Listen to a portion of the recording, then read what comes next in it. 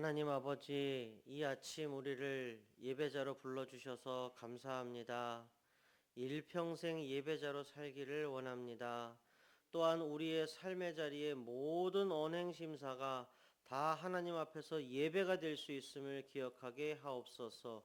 우리의 생활을 예배처럼 할 수 있도록 우리를 도와 주시옵소서. 이 새벽 우리에게 들려주시는 그 말씀이 우리의 심령에 심겨지게 하시고 좋은 열매를 많이 맺을 수 있도록 도와 주옵소서. 예수님 이름으로 기도합니다. 아멘. 우리 다 함께 찬송가 361장 찬양하시겠습니다.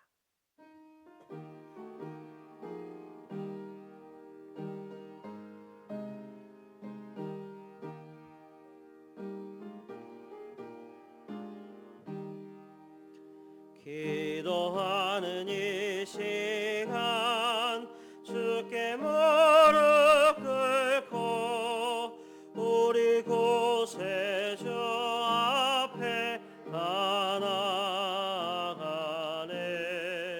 믿음으로 나가면 주가 보살피사 크신 은혜를 주네. 거기 기쁨 있네. 기도 시간에 복을 주시네. 고난 내 마음 속에 기쁨 충만하네. 기도하는 이 시간 주를 의지하고 크신 은혜 구하면 꼭 받으리라. 의지하는 마음에 근심 사라지고 크신 은혜를 주네. 거기 기쁨 있네. 기도 시간에 복을 주시네. 고난 내 마음 속에 기쁨 충만하네. 아멘. 이순호 장로님께서 기도 인도해 주시겠습니다. 우리에게 영원한 생명을 주신 주님, 지난밤도 평안한 안식을 주시고 이른 아침 주의 제단에 나와 기도와 말씀과 찬송을 들을 수 있도록 인도하신 은혜를 감사드립니다. 하루하루를 살아가면서 참으로 죄인임을 고백합니다. 우리를 구원하신 주님의 은혜를 가볍게 여겼으며 우리의 삶에서는 말씀으로 살아내는 것이 아니라 우리의 마음이 가는 대로 우리의 소견대로 지내왔습니다. 태만하고 게을렀으며 기도를 하지 않으니 분별력도 떨어져 세상의 방법으로 우리의 문제를 해결하고 하려고 했습니다. 주님, 완악하고 교만한 저희들의 죄를 고백하오니 불쌍히 여겨주시고 용서하여 주시옵소서. 주님의 말씀을 업신여기지 않고 두려워하며 살게 하여 주시옵소서. 간절한 소원을 기도의 제목으로 응답받기를 기도하며 간구할 때 도우시는 하나님과 교통하며 하루의 복된 일정을 알차게 시작하길 원합니다. 하나님, 지금도 병상에서 하나님의 손길을 간절히 기다리는 환우들을 친히 찾아가 주시며 친히 안수하여 주시옵소서. 은혜의 하나님, 이 가을에 세상 속에서 방황하는 이웃과 친구, 가족, 동료들을 구원하기 위해 만나데이를 준비하고 있습니다. 단순한 행사로 끝나는 것이 아니라 영혼이 구원받고 교회가 부흥하며 하나님 나라가 확장되는 실제적인 열매를 맺게 하여 주시옵소서. 아멘. 또한 저희 교회가 하나님의 은혜 가운데 든든히 세워져가는 우리 교회가 되기를 원합니다. 진행되고 있는 노화 공동체, 대안학교, 풍성한 삶의 기초훈련 등을 통하여 하나님을 깊이 알아가며 더욱 사랑하여 온 누리의 빛을 발하는 빛과 소금 교회 될 수 있도록 인도하여 주시옵소서. 이 시간 생명의 말씀인 하나님의 말씀을 듣습니다. 말씀을 전하시는 이호선 목사님에게 영육간의 강건함을 더해 주시고 진리의 말씀을 전하실 때 듣는 저희들의 마음에 깨달음을 주셔서 말씀대로 살아가기를 결단하는 믿음과 용기를 허락하여 주시옵소서. 감사하며 예수 그리스도 이름으로 기도드리옵나이다. 아멘. 아멘.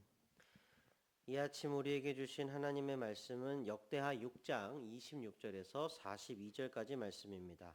저와 한 절씩 교독하시고 마지막 절을 함께 읽도록 하겠습니다. 만일 그들이 주께 범죄함으로 말미암아 하늘이 닫히고 비가 내리지 않는 주의 벌을 받을 때에 이곳을 향하여 빌며 주의 이름을 인정하고 그들의 죄에서 떠나거든 주께서는 하늘에서 들으사 주의 종들과 주의 백성 이스라엘의 죄를 사하시고 그 마땅히 행할 선한 길을 가르쳐 주시오며 주의 백성에게 기업으로 주신 주의 땅에 비를 내리시옵소서.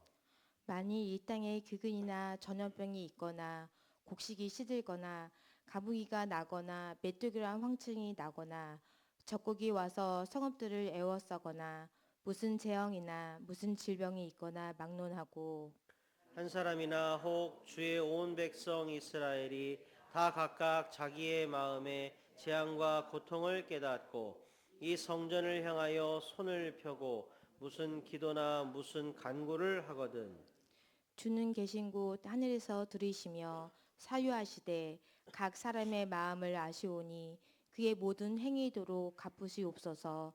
주만 홀로 사람의 마음을 아심이니이다. 그리하시면 그들이 주께서 우리 조상들에게 주신 땅에서 사는 동안에 항상 주를 경외하며 주의 길로 걸어가리이다.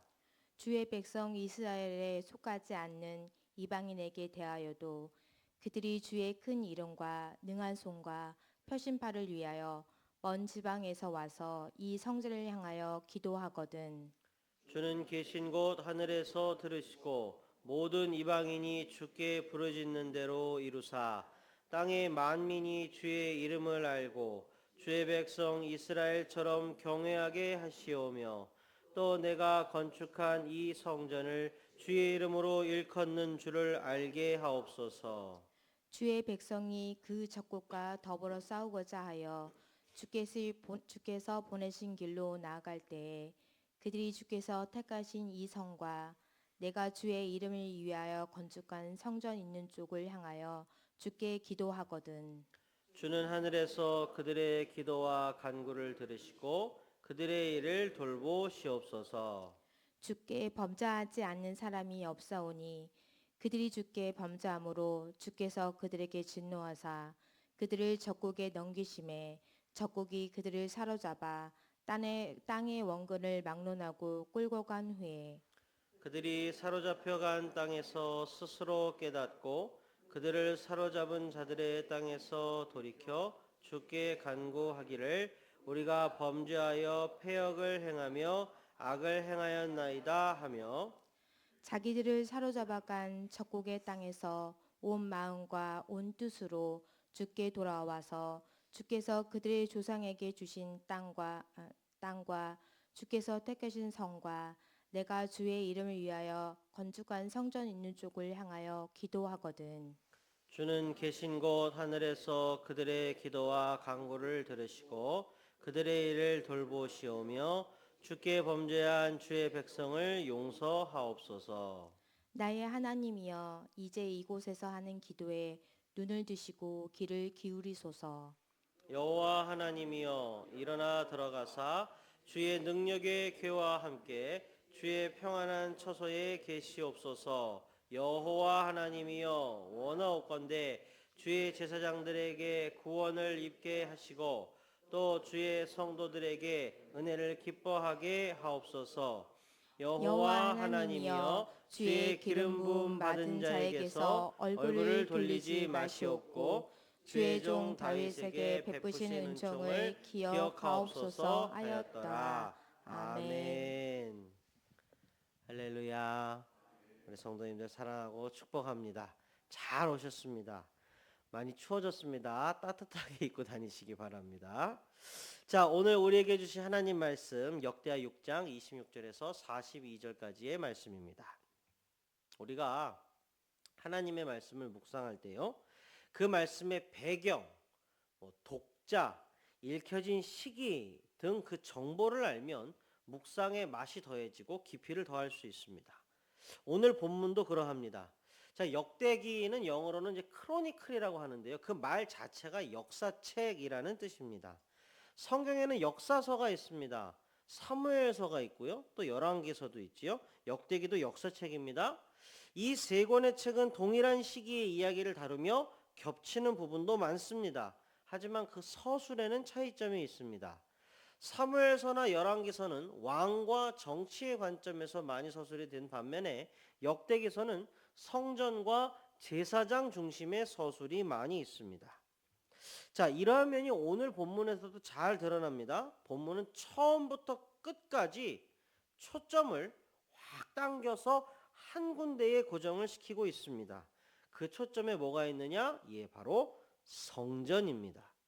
그리고 그 성전을 초점으로 두고 처음부터 끝까지 한 가지 이야기만 하고 있는데 무슨 얘기였습니까? 예, 기도였습니다. 기도.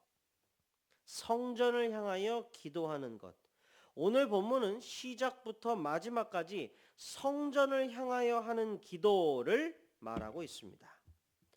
자, 오늘 본문 말씀 묵상 가이드북을 보면요, 아주 잘 정리가 되어 있습니다. 역대하 6장 22절부터 39절까지 7가지 기도가 기록이 되어 있습니다. 가이드북에 기록이 되어 있는 내용입니다. 자, 오늘 본문을 포함해서 한번 되짚어 볼 필요가 있습니다. 잘 들어보십시오. 자, 첫째, 억울한 백성이 있을 때 공정한 재판을 위한 기도. 둘째, 전쟁에서 패할 때 용서와 회복이 이루어지는 기도. 셋째, 비가 내리지 않을 때 그 이유가 되는 죄를 찾아내어 회개하는 기도. 넷째, 식량이 부족해질 때 하나님께 도움 요청을 하는 기도. 다섯째, 이방인이 하나님을 찾을 때 하는 기도. 여섯째, 전쟁터 나가기 전에 무릎부터 꿇는 기도. 일곱째, 이스라엘이 멸망하여 포로로 끌려갈 경우에 하는 기도. 자, 이 모든 기도를 어디에서 합니까? 각자의 삶의 자리는 다를 수 있지요. 하지만 기도를 할 때 향하는 곳이 동일하니 바로 성전입니다. 자, 여기에서 깊이를 더해 볼 수 있습니다. 성전을 향하여 하는 기도라는 게 단순히 제가 이렇게 있다가 성전이 저쪽에 있지, 이쪽을 보고 하자, 이런 정도의 의미가 아닙니다. 자, 고대 근동에서 이름이라고 하는 것은 단순한 호칭이 아닙니다. 그 존재 자체를 전방위적으로 대표하는 것이 바로 이름이었습니다. 그래서 영화나 드라마에 보면은 자주 나오는 장면, 우리가 자주 봤던 장면이 있습니다. 사신이 당도해요. 막 사람들이 막 몰려 있는데 사신이 딱 왔어요. 그리고 어명이요 하면서 쪽자를 쫙 펼치면 훅 하고 내려오면서 맨 밑에 보면 왕의 직인이 찍혀 있습니다. 왕의 이름이지요. 그러면 그걸 확인하는 순간 어떻게 돼요? 주변에 있는 사람들이 전부 꿇어 엎드립니다. 아니, 그까지 종이 앞에서 왜 엎드려요? 아니요. 그 종이에 왕의 직인이 찍혀 있고 왕의 이름이 쓰여 있고, 이름이 뭐라고요? 왕이 그 자리에 있다는 뜻이 됩니다. 이름은 이처럼 절대적인 의미를 또한 갖고 있는데, 그렇다면 하나님이 예루살렘을 뭐라 하셨는가? 뭐라 하셨습니까? 여호와 하나님께서 예루살렘을 내가 내 이름을 두려고 택한 곳이다 라고 하셨습니다. 그 말은 하나님께서 예루살렘에 계시겠다라는 말입니다. 그리고 또 뭡니까? 예루살렘의 성전산 위에 있는 성전에 계시겠다는 것이고, 더 들어가면 어떻게 돼요? 그 성전 한가운데 있는 지성소, 그곳에 하나님께서 계시겠다는 말이 됩니다. 자, 그렇다면 그림을 한번 그려보십시오. 각자 있는 곳은 다를 수 있습니다. 고향에 있을 수도 있어요. 포로로 끌려가서 적진에 있을 수도 있습니다. 그리고 누구인지 기도하는 사람의 그 주체도 달라요. 유대인일 수도 있고요, 이방인일 수도 있어요. 상황도 다릅니다. 먹을 게 없을 때일 수도 있고, 적군 앞에 있을 때일 수도 있고, 억울한 재판을 당하는 때일 수도 있습니다. 이 모든 상황 가운데 어떻게 하라고요? 성전을 향하여 기도하라고 말을 합니다. 성전에 누가 계신다고요? 건물이 아닙니다. 건물 자체를 말하는 게 아니라고 했죠? 하나님을 말하는 겁니다. 그러면 요컨대 어떻게 됩니까?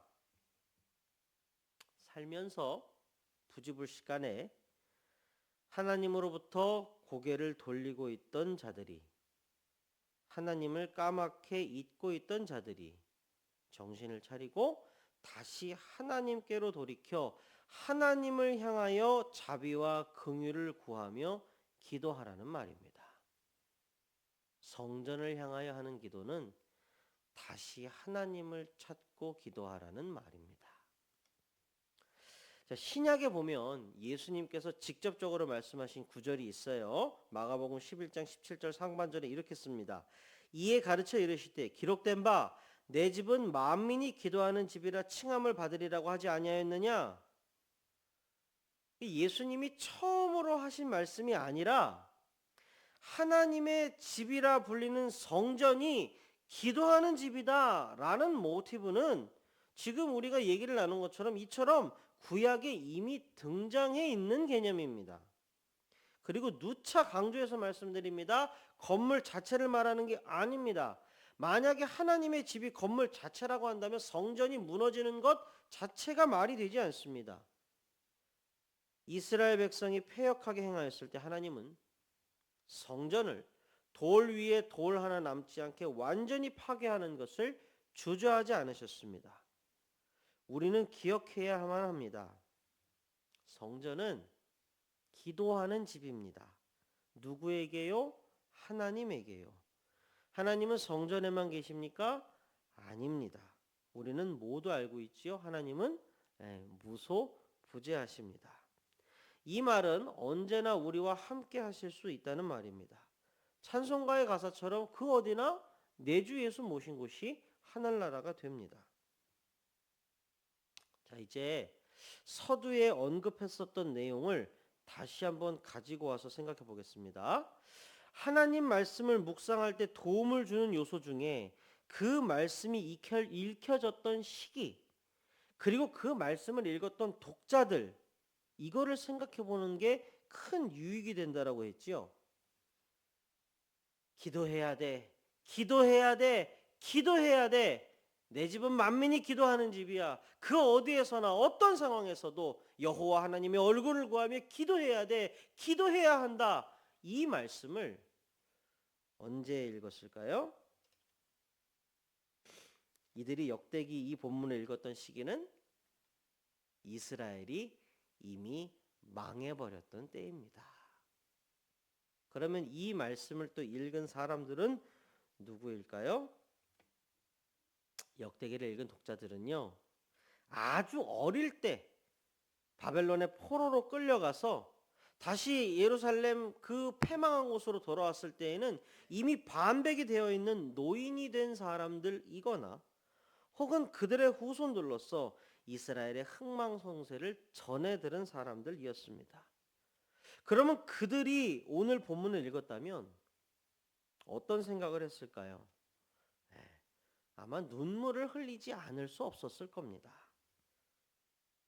가슴을 치며 결국은 우리가 기도하지 않았기 때문이구나. 우리가 기도하지 않았기 때문이구나 하며 가슴을 치면서 아마 많이 울었을 겁니다. 하나님의 얼굴을 구했어야 했는데 우리가 외면했구나. 하나님의 성전을 향하여 돌이키고 겸비하고 참된 회개의 기도를 했어야 됐는데 우리가 그렇지 못했구나. 그 결과 하나님이 자기의 이름을 두기 위해 택하셨다고 하는 예루살렘과 하나님의 성전마저도 완전히 파괴해버리시기를 서슴지 않으셨구나. 과연 성경의 표현처럼 우리의 죄악이 골수에 사무쳤구나. 눈물과 통탄의 역대기 통독 집회가 아마 있었을 겁니다. 본문 말미 40절부터 42절을 보면요, 이렇게 쓰고 있었습니다. 나의 하나님이여, 이제 이곳에서 하는 기도에 눈을 드시고 귀를 기울이소서. 여호와 하나님이여, 일어나 들어가사 주의 능력의 교와 함께 주의 평안한 처소에 계시옵소서.